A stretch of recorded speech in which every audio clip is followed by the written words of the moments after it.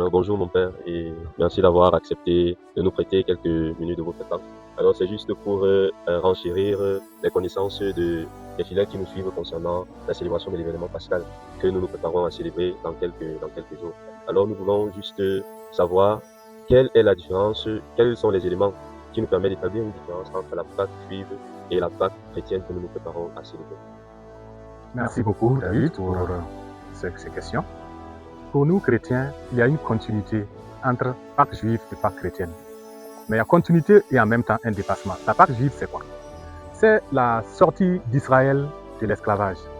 Et ça s'accompagne d'un sacrifice d'agneau et le passage par la mer Rouge. C'est la Pâque juive, qui est en fait un salut donné à un peuple élu, restreint. Et ce salut-là n'est pas un salut aussi extensif que donnera la Pâque de la Nouvelle Alliance en Jésus-Christ. Dans la Pâque de la Nouvelle Alliance en Jésus-Christ, on voit presque la même procédure.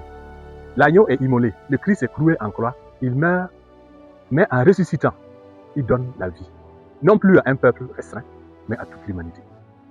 Il donne ce que nous n'avons même pas osé espérer, c'est-à-dire il nous rend fils dans le Fils.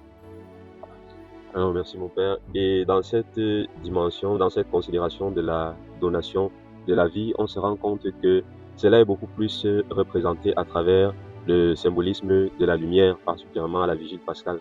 Alors, quelle est l'importance de la lumière pour, en consonance avec la résurrection du Christ? Alors, cela nous ramène encore à la passion des morts. Et nous savons que les synoptiques présentent l'heure de la mort du Christ comme l'heure de la ténèbre. Et Saint Jean met le paradoxe en disant Dieu est lumière, en lui il n'y a pas de ténèbres. Quand sur les synoptiques le Christ meurt sur la croix, on dit qu'il fit soudain noir, sombre. Le rideau se déchira, il y a eu des cataclysmes. Ça veut dire que c'est le règne de l'empire du malin, de Satan et des ténèbres. Quand Pâques arrive, c'est la lumière qui surgit, la lumière de Dieu, qui semblait être éteinte, ressurgit avec toute sa puissance et toute sa force. Désormais, les ténèbres n'ont pas d'emprise sur cette lumière divine. Et nous sommes, par notre baptême, fils de lumière.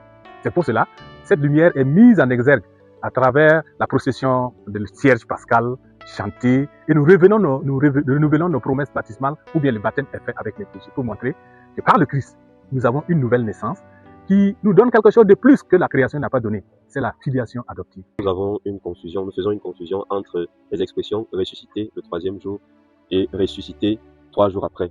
Littéralement, il y a une différence, mais est-ce que sur le plan théologique, on pourrait également noter cette différence ou pas?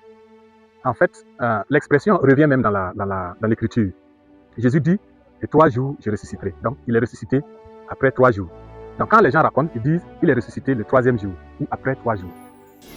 Littéralement, il n'y a pas de différence. On dit le même événement. On dit la quantité de jours où le Christ est resté à pâtir la mort.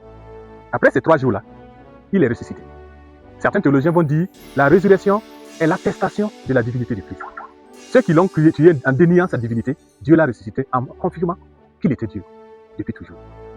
Donc, les termes en lui-même ne changent rien à la vérité théologique qui est là. La vérité théologique qu'il est ressuscité. Il est mort, et on doit l'affirmer, mais il est ressuscité. Il n'est pas resté mort. C'est pourquoi nous proclamons un Christ vivant et vrai. Dit simplement. Merci mon père pour ce moment de partage. Et merci également à vous. Si vous avez des questions, bien vouloir les lâcher en commentaire. Bonne fête de Pâques à chacun et à chacune. Bonne fête, David.